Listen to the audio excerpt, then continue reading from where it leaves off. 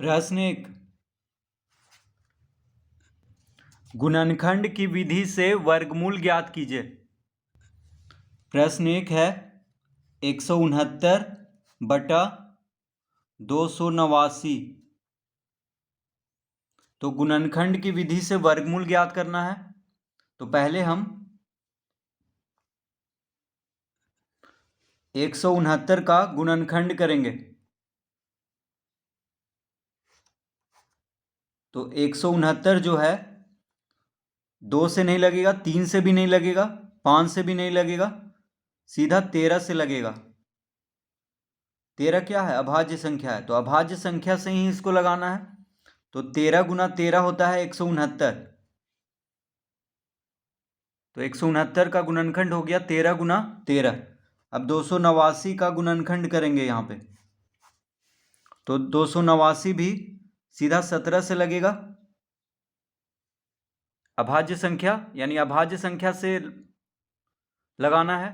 तो 2, 3, 5, 7, 11, 13 ये सब से नहीं लगेगा 289, सीधा 17 से लगेगा, क्योंकि 17 गुना 17 होता है 289। तो 289 का गुणनखंड हो गया 17 गुना 17। तो अब हम लिख लेंगे यहाँ पे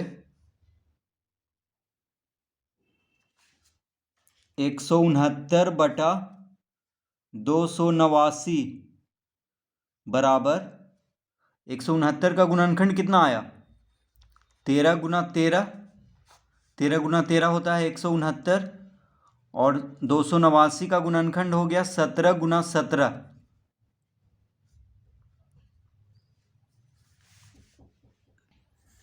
तो 13 गुना 13 को लिख सकते हैं 13 का वर्ग।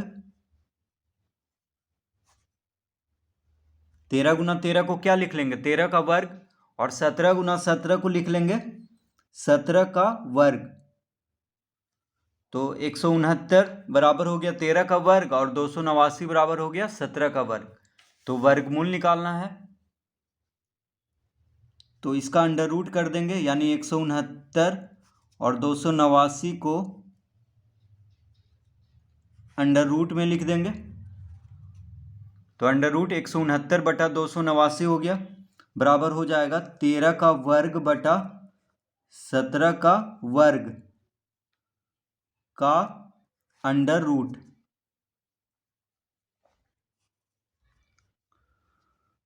तो वर्गमूल निकालना है, इसीलिए इसको अंडर रूट में लिख लिए हैं। तो जब अंडर रूट हटाएंगे तो वर्ग भी हट जाएगा, तो हो जाएगा 13 बटा 17, यानी इसका वर्गमूल आ गया 13 बटा 17। वर्ग हट जाएगा अंडर रूट हटाएंगे तो 169 बटा 289 का वर्गमूल क्या हो गया? 13 बटा 17।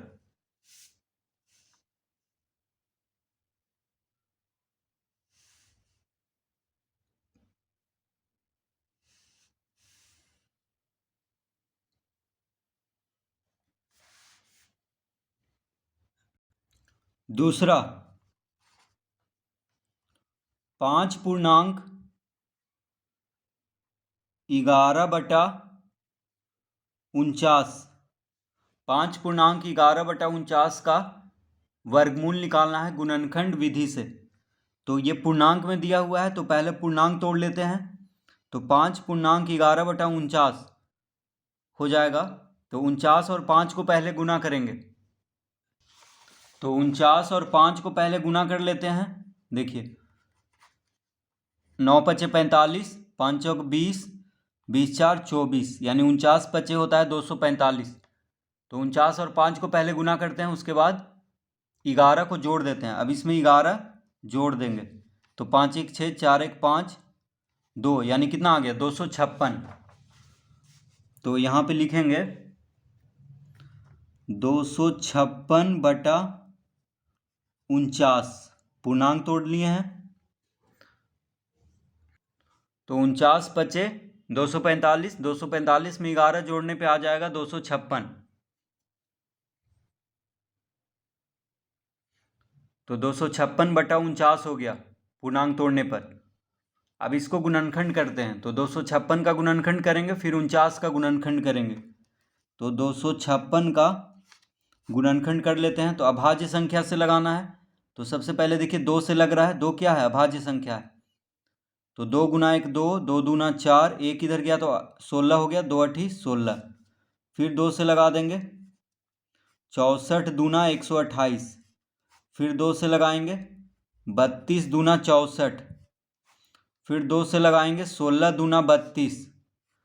फिर 2 से लगाएंगे 8 दूना 16।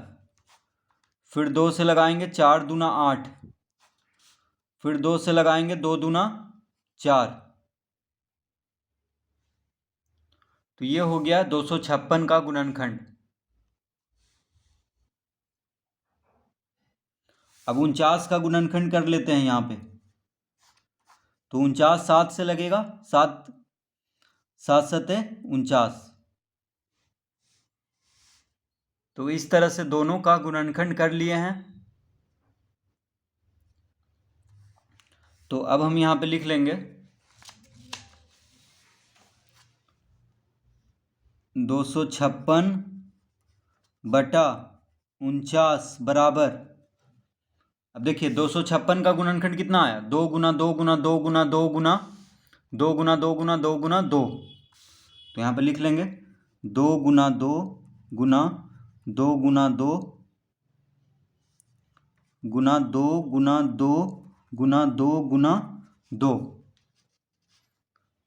2 दूना 4, 4 दूना 8, 8 दूना 16, 16 दूना 32, 32 दूना 64, 64 दूना 128, 128 दूना 256।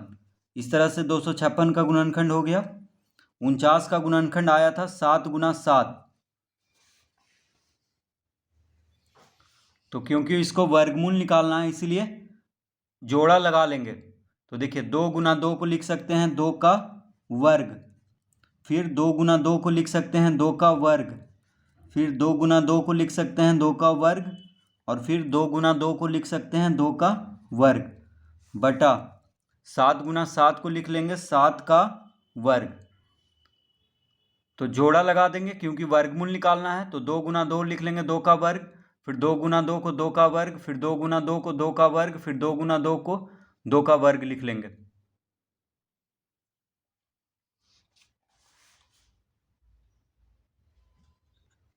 तो इस तरह से हो गया।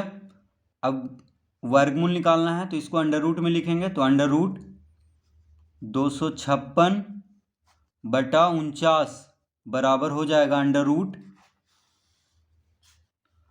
2 का वर्ग गुना 2 का वर्ग गुना 2 का वर्ग गुना 2 का वर्ग बटा 7 का वर्ग। तो अंडर रूट में कर दिए हैं दोनों को। तो 256 बटा 49 का अंडर रूट बराबर हो जाएगा अंडर रूट 2 का वर्ग गुना 2 का वर्ग गुना 2 का वर्ग गुना 2 का वर्ग बटा 7 का वर्ग। अब जब अंडर रूट हटाएंगे तो वर्ग भी हट जाएगा सब पे।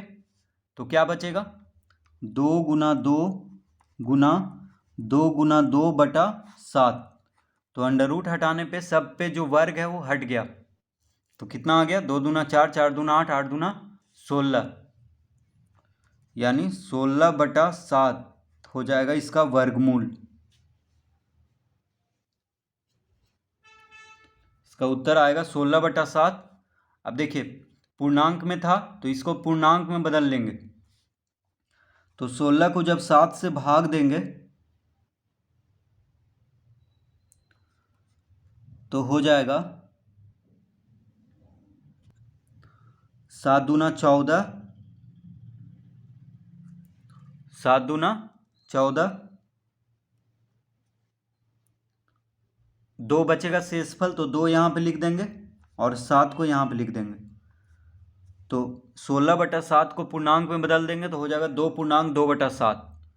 तो 5 पूर्णांक 11 बटा 49 का वर्गमूल हो जाएगा 2 पूर्णांक 2 बटा 7। तो इस तरह से प्रश्न 2 हल करेंगे।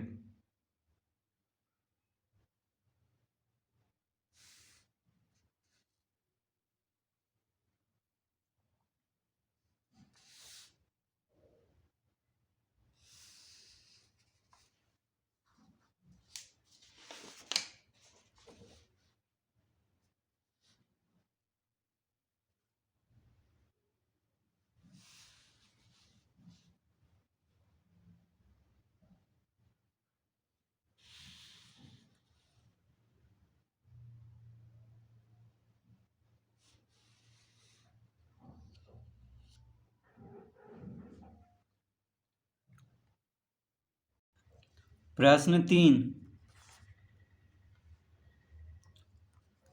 5 पूर्णांक 20/121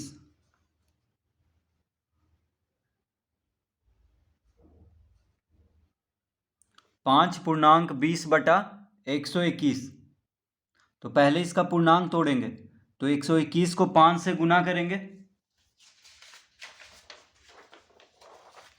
तो देखिए 121 को 5 से जब गुना करेंगे तो आ जाएगा 5 गुना 1 5, 5 गुना 10, 5 1 6, यानी 605। ठीक है, 121 को 5 से गुना किए हैं तो 605 आ गया। अब 20 जोड़ देंगे, 20 है, 20 इसमें जोड़ देंगे तो आ जाएगा 625। तो यहाँ पे लिख देंगे 625/121। तो 5 पूर्णांक 20/121 हो गया 625/121। पहले पूर्णांक तोड़ लेंगे, अब 625 का गुणनखंड करेंगे, फिर 121 का गुणनखंड करेंगे। तो 625 का यहाँ पे गुणनखंड कर लेते हैं, 5 से लगेगा तो 125 बचे होता है 625, फिर 25 बचे 125, फिर 5 से लगेगा 5 बचे 25। तो ये हो गया 625 का गुणनखंड। अब 121 का गुणनखंड कर लेते हैं, तो 121 सीधा 11 से लगेगा, क्योंकि 11 गुना 11 होता है 121। तो दोनों का गुणनखंड हो गया है, 625 का भी और 121 का भी। तो यहाँ पे लिखेंगे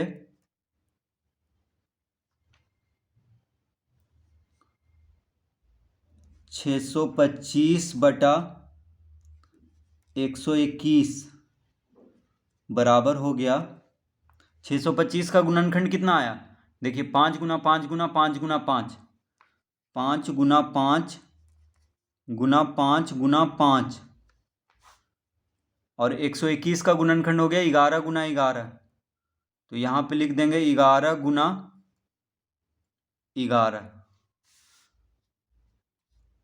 अब क्योंकि इसका वर्गमूल निकालना है तो जोड़ा लगा लेंगे, तो 5 गुना 5 को लिख सकते हैं 5 का वर्ग, फिर 5 गुना 5 को लिख लेंगे 5 का वर्ग। देखिए 5 गुना 5 को लिख लेंगे 5 का वर्ग, फिर 5 गुना 5 को 5 का वर्ग, फिर 11 गुना 11 को लिख लेंगे 11 का वर्ग।